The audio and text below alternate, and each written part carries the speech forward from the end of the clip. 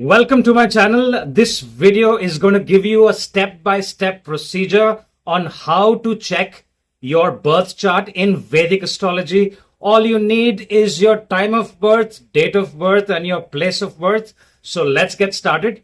Before we get started, I want to quickly talk about the logic of how all this makes sense, because this is about numbers, calculations, and logic, so that you are able to eventually predict the sequence of events, or your what's like the blueprint of your life. How is karma, your own deeds and your karma, playing a role in all of this? So for that, you need to understand the base of all of these things. Is it just a random sequence of events, or we are destined to do certain things in life? And what is the role of karma? All right. So people use the word karma in today's world very recklessly. All right. For that, I would like you to understand the meaning of word karma. So watch my video. I am posting it right there. There are actually quite a few videos there. There are about 3-4 videos which talks about what is astrology, what is Vedic astrology, how do astrologers predict the future, okay? What is the math involved? So if you have interest, and I think you must, if you are someone who's a beginner and wants to learn astrology, you must watch these videos. There's lots of stuff on YouTube and on Google. So find out the base and logic. The time cards are mentioned right here, which gives you about what is karma. Karma is of many different kinds. All right. There is prarabdha karma, sanchita karma, agami karma. There are lots of different kinds of karma. Okay. But people just know the word karma. So we need to understand karma and what is the role of karma in astrology. Okay. Because if we are destined to do something or be something, for example, the biggest question people have about career and money. All right. Because financial freedom is something that everyone is chasing in today's world. Okay. This is not the yogas from before, like Treta Yoga, where people would not depend. Financial freedom was you could just have agriculture and grow your own food. All right. Cattle would give you sources of occupation. Okay. So those days are gone. You have to buy land, property. Even water is something that you have to pay for, which Mother Earth provides you freely. Right. So in today's world, we need to do karma. We need to understand karma. You may have the best astrological charts and all your planets could be very well placed. But if you're not taking any action, if you're not doing anything and you're just sitting at home and waiting for a miracle to happen, things may not work out your way. So it's a combination of both. So this is what I talk about. So go to my playlist and take a look at these videos. Lots of other people have made different videos and written a lot of things about how astrology works out in your life, and what is the role of your own deeds and your own karma. Okay. So on that note, let's look at the basics. Let's start. So open up your birth chart, get your time of birth. If you don't know your time of birth, find out from your parents. Look at your birth certificate or whatever you have, your other kundali, or however you can get your time of birth, because the more accurate your time of birth is, the more accurate the predictions will be. Even twins will have few minutes difference and the divisional charts are different, but we will not get into that. We will talk about basic astrology lessons today. Okay. So we will look at the North Indian chart. So this is how the North Indian chart looks, right? Okay. It's got diamonds and lots of different squares. So whatever you see. So for example, you get an app or you go online. All right. And this is what, something like this will show up on your screen, on your mobile screen, or on your computer. Okay. And you will see different numbers there, no matter what number sits anywhere. Okay. So let's consider number 8 sits here. This is always going to be your first house. All right. And we will talk about the houses in a bit. Okay. This is your first house. This is your second house, third, fourth, fifth, sixth, all the way to 12. This is how we'll count. This is the direction we will count. It's anti-clockwise. If this is your first house, second, so this will be your 12th house. Okay. Now let's look at a different. For example, you have number 6 here. That means this is your first house and number 6 denotes Virgo. So do not get confused. A lot of people get confused when they're reading their own charts is wherever they see the number 1. That is not your first house. Only if 1 sits in this particular square, which is your first house, which is nothing but east, is the time when you were born. Every couple of hours, the ascendant change. So this is your ascendant. This is your Lagna. So when you see AS in your app, most of the apps have AS or LA written there. AS nothing means AS or AC. It's different in many, many different apps. So ascendant or Lagna means the same thing. This is where you were born. Your entire personality will be based on this particular first house there. Okay. So different people will have different numbers in the first house. Number 5 means Leo. Number 4 means Cancer. Number 1 means Aries, which means your first house is Aries. If you have number 2 there, that means you're Taurus.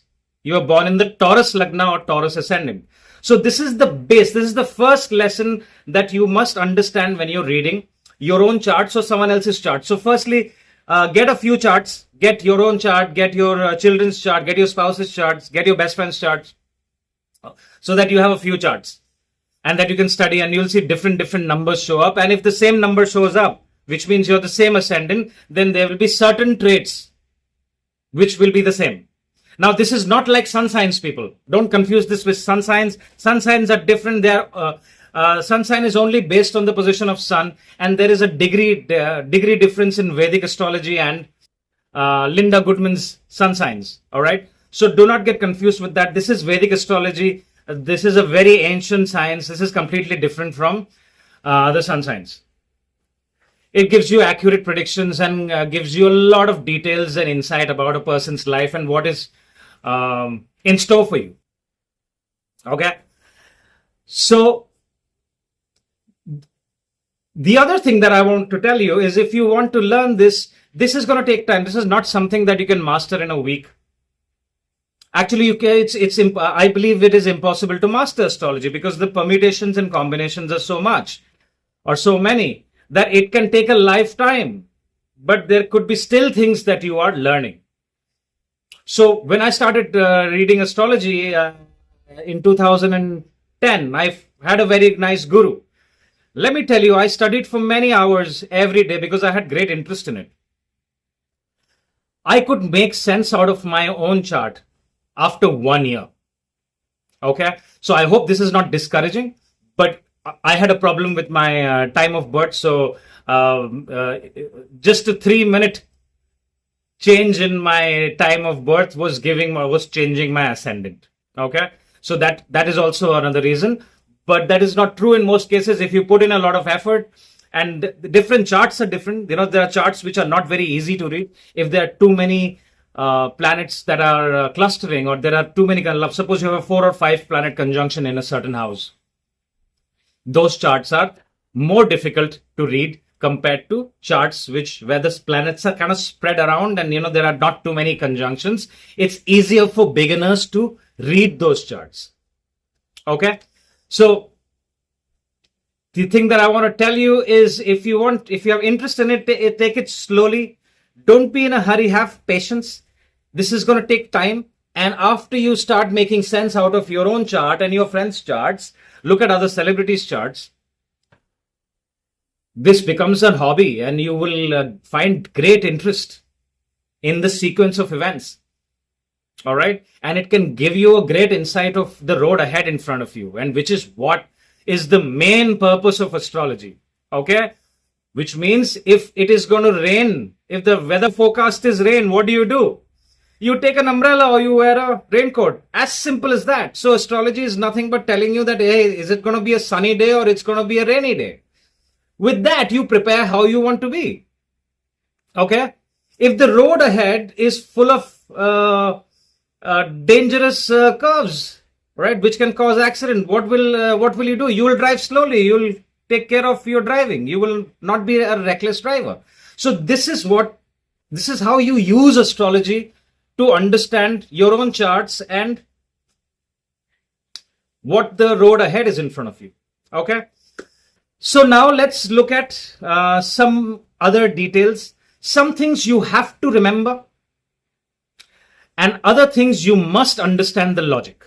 You can't, if you have a great memory, this is a great plus point, let me tell you, which means if your Mercury is very well placed, if your Mercury is in the first house and it's in a strong sign, which means if you're a Virgo ascendant and if you have Mercury in the first house, it's a very good sign. All right. Because a better memory will always give you better results in any kind of analysis, because you need analytic skills to understand astrology. It's a number game. You need to be pretty fairly good with numbers so that you can make sense out of things.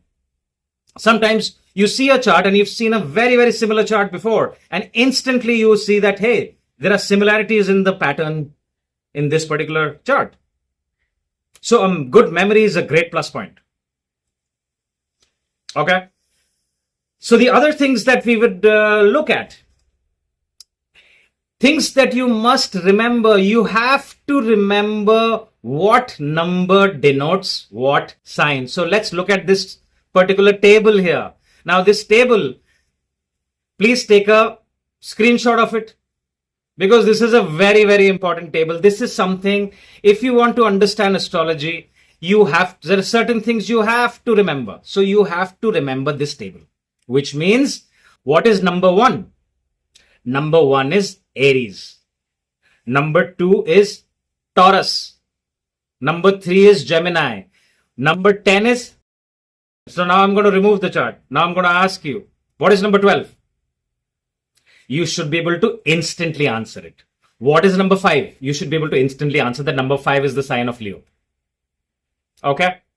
What is number 8? You should be able to instantly answer that number 8 is Scorpio. What is the logic? The cycle of the zodiac starts with Aries. So number 1 has been given to Aries. Number 2 is Taurus. Number 3 is Gemini, Cancer, Leo, Virgo, Libra, Scorpio, Sagittarius, Capricorn, Aquarius, and Pisces. So this is from 1 to 12. You should be able to answer instantly. So this is your first lesson. Practice it out. Okay. And you have to master this so that the next lessons, because this is just not even the tip of the iceberg. It gets more and more complex as you start learning. So this is something that you must know, which means in your fifth house, if number 4 sits, what is the sign in the 5th house? Okay. So to make it easy, we will first look at charts again. All right. So let's look at this chart. What is sitting here? Number 12. That means it is a Pisces ascendant. That means the personality, the first house is Pisces. The first house is the personality. It's who you are. Your physical body is governed by that particular sign. Okay. So learn this, all the numbers and which sign the numbers mean, because it's a number game. We have to look at the numbers. Now let's look at this particular chart. Let's take an example of a Pisces ascendant. So in Pisces, what did we learn? This is always the first house. So this is going to be your first house. Since 12 sits in the first house, this is a Pisces ascendant. What is the second house number sits here? It is Aries, which means Aries sits in the second house. Okay. What is the second house? Second house is of the family, of the wealth you accumulate. All your family, your entire family, mom, dad, siblings, your wife, once you get married, or your husband, your children, all are seen from the second house. All right. Third house, your siblings. So what sits in the third house here for a Pisces ascendant? Number 2. What is number 2? Number 2 is Taurus. So the third house of this particular person who was born in the Pisces ascendant will have the Taurus energy. Similarly, we will look at all these houses. Okay. So first house is you. Second house is your family, your money. Third house is your younger siblings, your communication, your neighbors. Short distance travel, your creativity, your hard work and courage is seen from the third house. Number 4 is your home, where you find comfort, your emotions, you're happy at your home. Your mother is also seen from your 4th house. Your emotions, your comfort level, your happiness, overall peace of mind and happiness is seen from the 4th house. 5th house is the house of children. Also creativity, any speculated business, entertainment, romance is all seen from the 5th house. Your stomach area. First house is your head and your body person. Second house again becomes your speech, your throat area. Third house is your communication, shoulders. So like that, the body parts are also explained. The 4th house is your chest area, lungs and chest. 5th house is your stomach. Where do children come where you give birth from? Children are in your stomach. So your 5th house is seen, children. 6th house is the house of enemies. Your pets, your loans, debts, diseases, your enemies from your past life, your enemies in this life, your everyday work colleagues is all seen from the 6th house, right? Your 7th house, your spouse, your business partners, how you relate to the world, all your business partnerships, the world outside, your spouse is pretty much seen. Your girlfriends, boyfriends are all seen from the 7th house. Business is seen from the 7th house. 8th house, ups and downs, sudden ups and downs, could cause accidents as well. Anything that transforms you suddenly is seen from the 8th house. It's not a very 6th house, 8th house, 12th house. These are not very good houses considered in astrology because they give you problems in the body. They can cause accidents. They can get people into debts. They can cause emotional detachment. They can cause problems in the body. They can cause sorrow to people. Okay. So 8th house is not considered as a very good house. Sudden ups and downs. Your longevity is seen from the 8th house. Okay. 9th house is your gurus, your teachers. Some astrologers also see the father from the 9th house.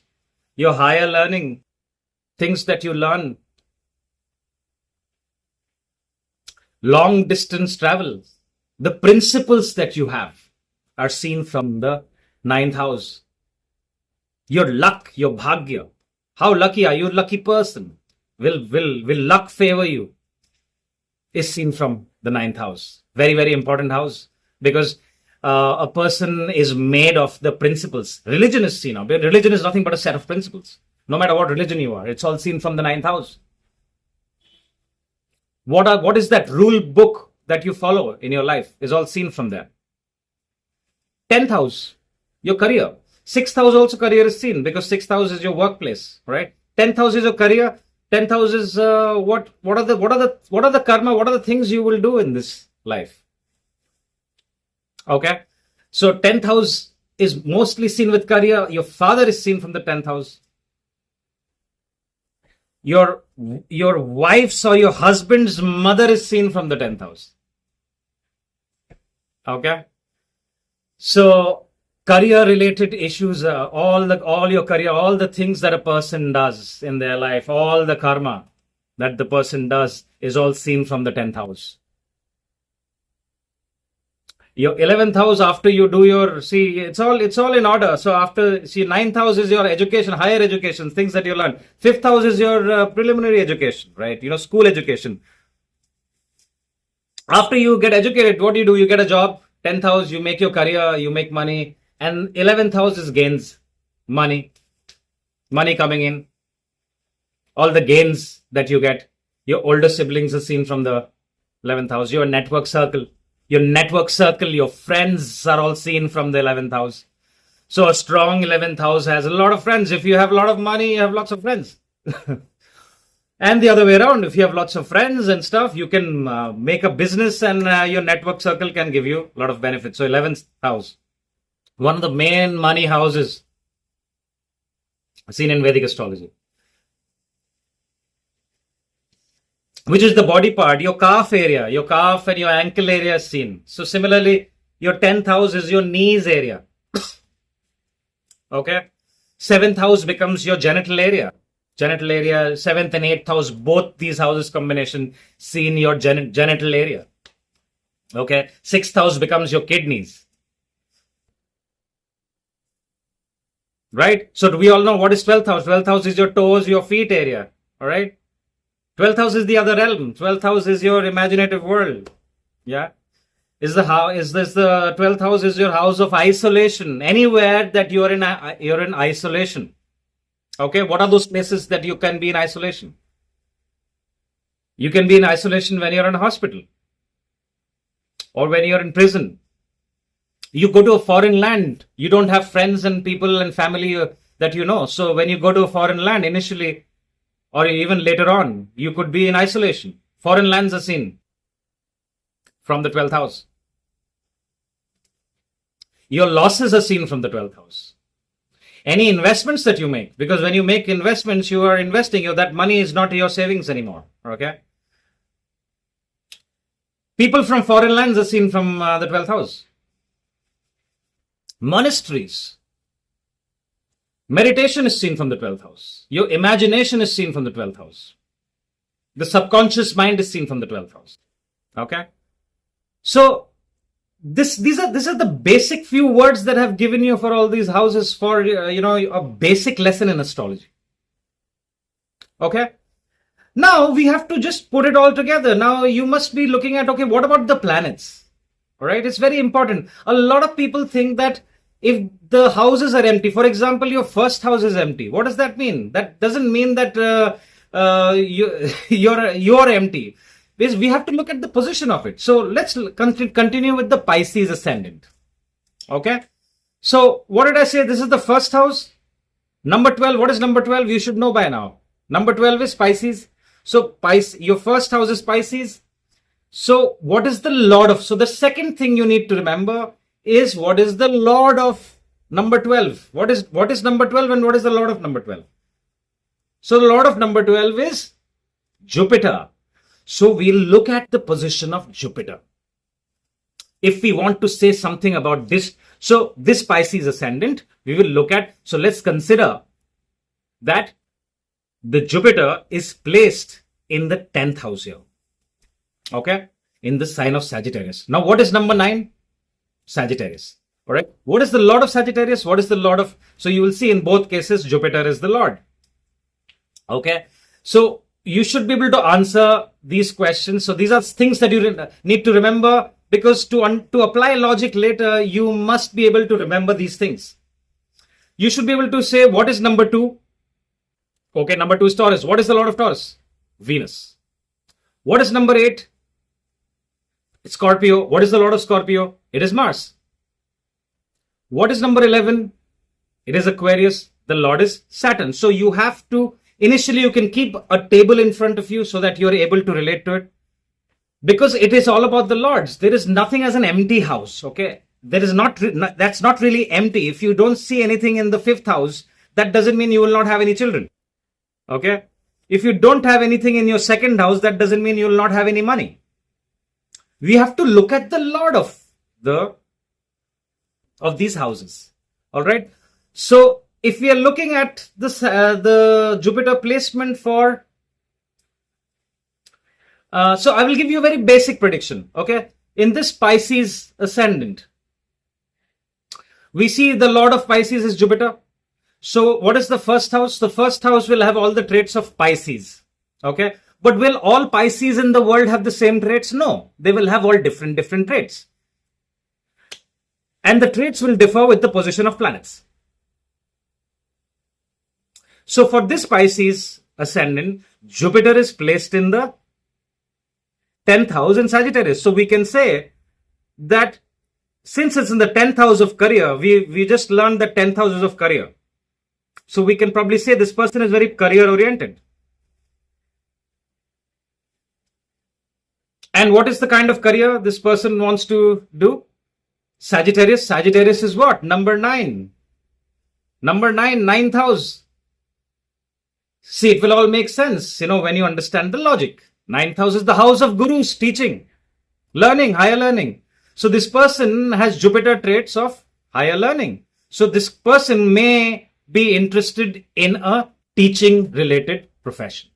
A very, very basic prediction, just looking at the position of the first house and the 10th house and the position of the first lord in the 10th house. Okay. So similarly, we can do it for many. We can find out, okay, let's find out something about this person's children. Okay. So what will we do? We will look at the 5th house. What is there in the 5th house? Number 4. You should be able to say what is number 4 now. Cancer. What is the lord of Cancer? Moon. So we will see where the moon is. Okay. So if the moon has gone to, let's consider the 12th house. Okay. So what can we say? The children may have something to do with foreign lands, or children could be in the healthcare industry, or they might have gone abroad for education. Okay. So these are very basic predictions, but I hope you understand the logic. The logic is very simple. The logic is we have to first know what the first house is all about, which is we have to know what a certain house is all about. We should know about what that sign means, and then we should know what that planet means. Combine all these 3 things together, and that is how we start making sense of your birth chart. So, as an experiment, if you are all learning astrology, so tell me what your first house is in your comments, and tell me where the first house lord is, and we will try to find out what profession you are in, and you can also write what profession you are in, and we'll try to make sense out of it, because the first house is the personality. Usually a person's personality has a very, very strong role in what profession or what career they choose. All right. So this was my first lesson. I'm going to post many more videos about